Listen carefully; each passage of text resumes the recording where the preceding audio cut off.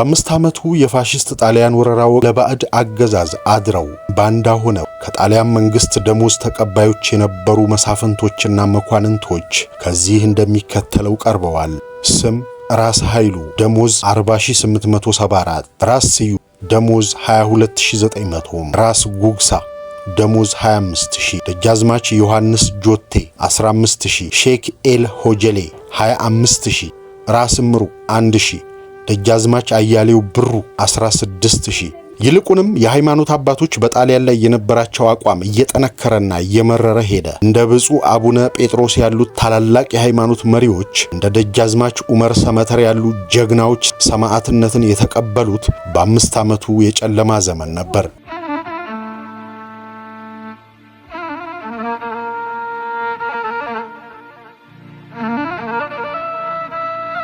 ጣና ይስጥልን ሀብል ተረክ ቤት የኢትዮጵያ አርበኞች ውለታና የባንዳዎች ዕዳ ከተለያዩ ምንጮች ያገኘናቸውን ትላንት አርበኞችና አባቶቻችን አጥንታቸውን ከስክሰው ደማቸውን አፍሰው ያቆሟትን ሀገር ዛሬ ላይ እርስ በርስ ተከፋፍለን ሀገሪቱ ተገዝግዛ ለመውደቅ በቋፍ ላይ መሆኗን የሚያሳይና ትውልድን ሊያነቃ የሚችሉ ጽሑፎች እንዲህ አቅርበናቸዋል። አብራችሁን ቆዩ።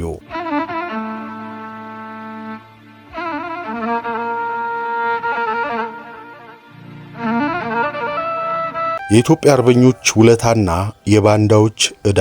ረዥሙ የኢትዮጵያ ታሪክ ከነፍጥ ከሞፈርና ከመስቀል ጋር ተዛማጅነቱ ፍጹም ነው ማለት ይቻላል። ለዚህ ይመስላል አባዳኛው ዳግማዊ አጤ ምኒልክ የአድዋ ጦርነት ዘመቻ ዝግጅት ላይ ሀገር የሚያጠፋ ሃይማኖት የሚለውጥ ጠላት መጥቷልና ከርስትህና ከሚስት ሳትነቀል የሚል ይዘት ያለው አዋጅ በወቅቱ እንዲነገር ያረጉት። በጊዜ ሂደትም ሀገሪቱ ከታሪክ መድረክ መስቀልን ገለል ብታረግም ነፍጥና ሞፈር ወይም ርስት የሀገሪቱ ሕያው አምሳያ የታሪክ አካል ሆነው ቀጥለዋል። ወራሪ ኃይል በመጣ ቁጥርም እነዚህ የሀገሬው ማታገያ አብይ አጀንዳዎች ሆነው ሲነሱ ኖረዋል። የነጮች ቅርጫ የሆነችው አፍሪካ በቅኝ ግዛት ክፉ ዕጣ ውልቅልቋ ሲወጣ ኢትዮጵያ አድዋ ላይ በጀግኖች አባቶቻችን ተጋድሎ ሉዓላዊነቷን ማስከበር ችላ ነበር። ፋሺስት ጣሊያንም ሽንፈቷን በእልህና በቁጭት ለመበቀል 40 ዓመት መጠበቅ ነበረባት።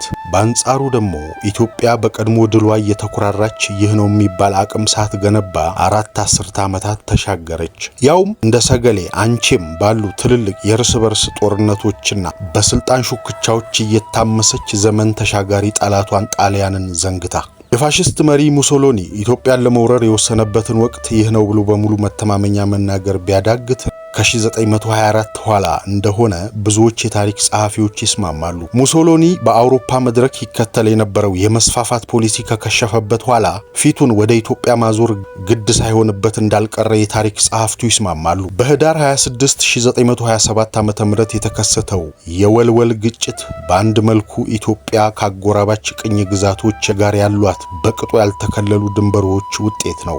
በይበልጥ ፓንክረስትንና ባህሩ ዘውዴን ያጤነዋል። ከወልወል ግጭት ኋላ መስከረም 22 1928 የጣሊያን ጦር የመረብ ወንዝን ተሻግሮ በ3 መስመር በኢትዮጵያ ላይ ጥቃት ከፈተ።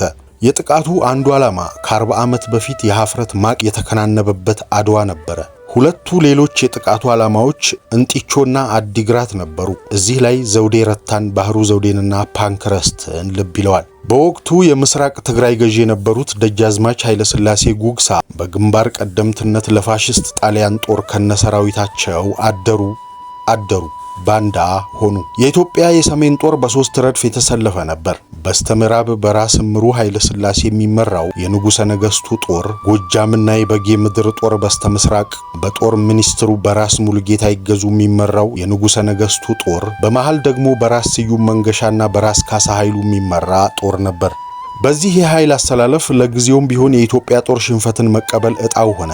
በተለምዶ የማይጨው ጦርነት የሚባለው የ1928ቱ ጦርነት በሽንፈት ለመደምደሙ የፋሺስት ጣሊያን የኃይል አሰላለፍና ወታደራዊ አቅም ከኢትዮጵያ የተሻለ በመሆኑ ብቻ ሳይሆን በሰሜን ኢትዮጵያ የነበሩ የትግራይ መሳፍንቶች ከነጦር ሰራዊታቸው ለፋሺስት ጣሊያን በማደራቸው እንደሆነ ብዙ የተባለለት ጉዳይ ነው። በሰሜኑ ግንባር የመጨረሻ የማይጨው ጦርነት መጋቢት 24 1928 በሽንፈት ከተደመደመ ኋላ የፋሺስቱ ጦር አዲስ አበባ ለመግባት 40 ቀናት ያህል እንኳን አልወሰደበትም። ንጉሠ ነገሥቱ ሚያዝያ 24 1928 አገር ጥለው ሲሰደዱ ጣሊያን ሚያዝያ 27 1928 አዲስ አበባ ከተማ ገባ። ጣሊያኖች የምስራቅ ትግራይን ገዢ ደጃች ኃይለሥላሴን በገንዘብ በገዙበት አኳኋን አንዳንድ ባላባቶችን ከየጁና ከአዘቡ አካባቢ ለማባበል ሞክረዋል። ይልቁንም እነዚህ ጥቂት ባላባቶች ከጦር ሚኒስትሩ ከራስ ሙልጌታ ጋር በነበራቸው ቅራኔም ምክንያት አንዳንዶቹ ለፋሽስት ጦር ማበር ያዙ። የቅራኔው ምክንያት ራስ ሙልጌታ ቆቦንና አዘቦን አቃጠሉ፣ ሕዝቡን ዘረፉት በሚል ነበር። እንደ ታሪክ መጽሐፍት ገለጻ ራስ ሙልጌታ የራያን የየጁንና የአዘቦን ተወላጅ በውጊያው ግንባር ከመሰለፍና ከሞት አንዱን እንዲይዙ ምርጫ ሰጥተዋቸው ነበር።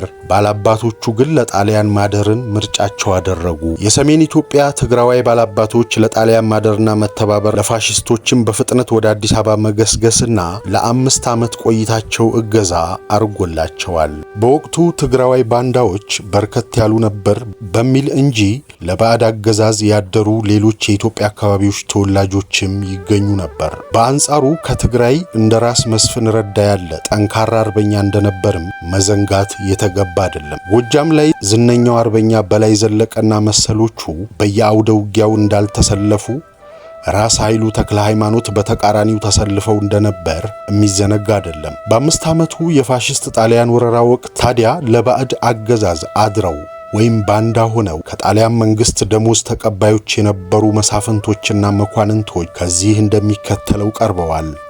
ስም ራስ ኃይሉ ደሞዝ 40874፣ ራስ ስዩም ደሞዝ 22900፣ ራስ ጉግሳ ደሞዝ 25000፣ ራስ ጌታ ደሞዝ 7000፣ የአውሳሉ መሐመድ አንፋሪ 15000፣ ሱልጣን አብዱላሂ አባ ጅፋር 8000፣ ሱልጣን አባ ጆቢር አብደላ 8000፣ ደጃዝማች ሆሳና ጆቴ 15000፣ ደጃዝማች ዮሐንስ ጆቴ 15000፣ ሼክ ኤል ሆጀሌ 25000፣ ደጃዝማች ታዬ 1000፣ ራስ ምሩ 1000፣ ደጃዝማች አያሌው ብሩ 16000።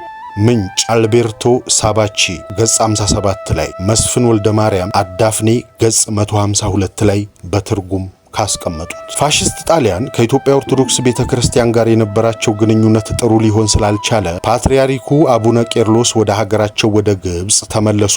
ፋሽስቱ ክርስቲያኑንና እስላሙን ለማጋጨት በነበራቸው ፍላጎት የእስልምና ጠባቂና አስፋፊ ነን ማለት ያዙ። በዚህ ሁኔታ ጥቂት ሰዎችን ብቻ ሲያታልሉ አብዛኛው የእስልምና እምነት ተከታይ ኢትዮጵያዊ በተንኮላቸው መረብ ውስጥ አልገባላቸውም። ይልቁንም የሃይማኖት አባቶች በጣሊያን ላይ የነበራቸው አቋም እየጠነከረና እየመረረ ሄደ። እንደ ብፁዕ አቡነ ጴጥሮስ ያሉት ታላላቅ የሃይማኖት መሪዎች እንደ ደጃዝማች ዑመር ሰመተር ያሉ ጀግናዎች ሰማዕትነትን የተቀበሉት 5 ዓመቱ የጨለማ ዘመን ነበር። ጣሊያኖች በኢትዮጵያ ውስጥ በቆዩባቸው 5 ዓመታት የፍዳና የጭንቅ ዘመናት ለፓስታ ሹታ፣ ለማካሮኒ፣ ለፉርኖና ለመሳሰለው ዕለታዊ ጥቅም የወገኖቻቸውንና አርበኞቻችን እንቅስቃሴ እየተከታተሉ የሚጠቁሙና የሚያሳስሩ፣ የሚያስገድሉ ባንዶች ናቸው። ከአንዳንድ ኮሶልቶዎች ጋር የወሲብ ግንኙነት የፈጠሩ ሴቶች ባሎቻቸውን ሳይቀር አጋልጠው ለመከራ የዳረጉ፣ የቀበሩትን የጦር መሳሪያ እያስቆፈሩ ለጠላት የሰጡ፣ የትዳር ጓደኞቻቸውን ያሳሰሩ ነበሩ። ጎረቤቶቻቸውን፣ አበልጆቻቸውን ወዘተ በማስያዝ ሽልማት፣ ጉርሻና ዳረጎት ሲቀበሉ የነበሩም አልታጡም። የራስ ካሳ 3 ልጆችና የ80 ዓመት አዛውንቱ ደጃች ባልቻ መስዋዕት የሆኑት የደብረ ሊባኖስ መነኮሳት እንደ ችቦ የነደዱት በዚህ መልኩ ነበር። ግራዚያኒ በወቅቱ በነበሩት ፊውዳል መኳንንትና መሳፍንት ለመጠቀም የፈለገው ሀገሪቱ ውስጥ በእነሱ ተጽዕኖና እርዳታ በደንብ ሰርጎ ለመግባት እንዲመቸው ነበር። አንዳንዶቹ መሳፍንትና መኳንንት ባንዳዎች በአጤ ኃይለ ሥላሴ ዘመን ያጡትን ስልጣንና ገናናነት ፋሽስቱ የጣሊያን መንግስት እንደሚሰጣቸው ገምተው ነበር። ቀዳሚ ተስፈኞች የትግራይ መሳፍንቶች ደጃች ኃይለ ሥላሴ ጉግሳና ራስ ስዩም መንገሻ ቀደም ከነበራቸው ማዕረግ ይበልጥ ከፍ የማለትና የንግስናውን ቦታ የመቆናጠጥ ምኞት ነበራቸው። የጎጃሙ ራስ ኃይሉ ተክለ ሃይማኖትም አይረሴው ባንዳ ነበሩ።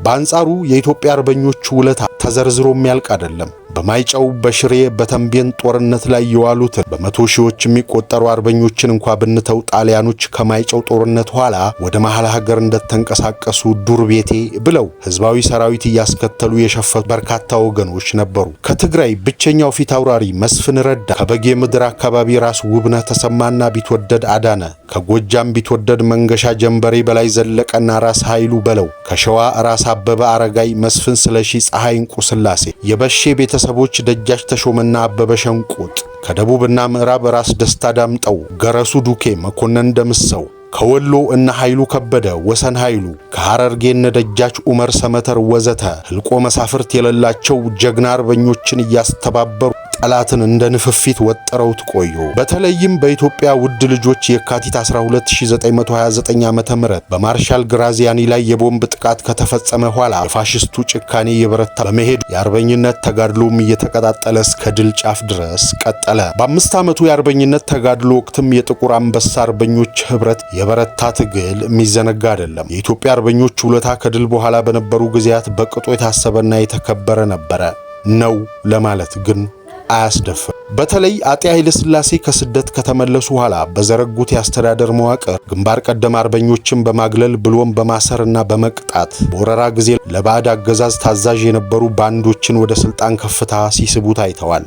በ1937 ዓመተ ምህረት በላይ ዘለቀን በስቅላት በ1953 ራስ አበበ አረጋይን በመረሸን የግንባር ቀደሞች አርበኞችን አሻራ ከአስተዳደራዊ መዋቅራቸው እያጠፉ የተጓዙት አጤ ኃይለ ሥላሴ የማታ ማታ መጨረሻቸው አላማረም። በእርግጥ ኢትዮጵያ በአመዛኙ ታሪኳ ለደሙላትና ለቆሰሉላት ውለታ ስትመልስ አይታይም። ይልቁንስ ለባዕድ አገዛዝ ታማኝ የነበሩ ባንዶችን ከፍ ከፍ የሚያደርግ ሁነት የኢትዮጵያ ታሪክ አንዱ ገጽታ ነው። የአጤ ኃይለ ሥላሴ የድህረ ነጻነት ጉዞ የባንድነትን ከፍታ ይበልጥ ያሳያል።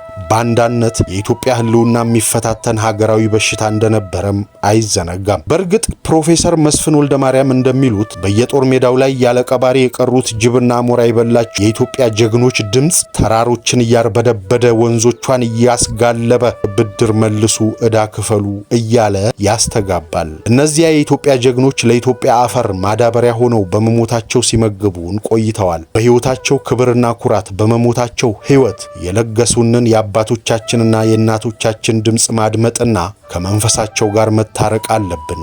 በየዓመቱ ሚያዝያ 27 የሚከበረው የድል ቀን በኢትዮጵያ የቀን መቁጠሪያ ወይም ካሌንደር ላይ ስራ ተዘግቶበት እንዲከበር ቢደረግም ትውልዱ የቀደሙ እናትና አባቶቹን የተጋድሎ ታሪክ እንዲያውቅ የሚያስችል የበዓል አከባበር አይታይም። ዕለቱም እንደ አንድ ተራ የረፍት ቀን ያልፋል። በአንጻሩ አንዳንድ ሀገራዊ ፋይዳ የሌላቸው የህወሓት፣ የብአዴን፣ የኦህዴድ ወዘተ የምስረታ ቀን እየተባለ በብዙ ሚሊዮን ገንዘብ የሚወጣባቸው ለወራት በእቅድ ተይዘው የሚደገሱ በዓላት በድምቀት እንዲከበሩ ይደረጋል። አዲስ አበባ 4 ኪሎ አደባባይ ላይ በሚገኘው የድል ሐውልት የአበባ ጉንጉን በማስቀመጥና በዕለታዊ የዜና ሽፋን የሚታለፈው ይህ የድል በዓል ትውልዱ የበዓሉን ፋይዳ በቅጡ እንዳይረዳው አድርጎታል። የፋሽስት ጣሊያን የ5 ዓመቱ የወረራ ዘመን በተነሳ ቁጥር የዛሬ ቁንጮ ገዢዎች እንደ ዘውጌ ብሔርተኝነታቸው የሚያፍሩበት እንጂ የሚኮሩበት ታሪክ እምብዛም ነው። ታሪክን በዜግነት ማዕቀፍ ሳይሆን በዘውጋዊ ማንነት ሸንሽኖ ማየት የሚቀላቸው የህወሓት ሰዎች የኢትዮጵያን የድል ቀን የሆነውን ሚያዝያ 27 በየዓመቱ በደበዘዘ መልኩ እንዲከበር ማድረግን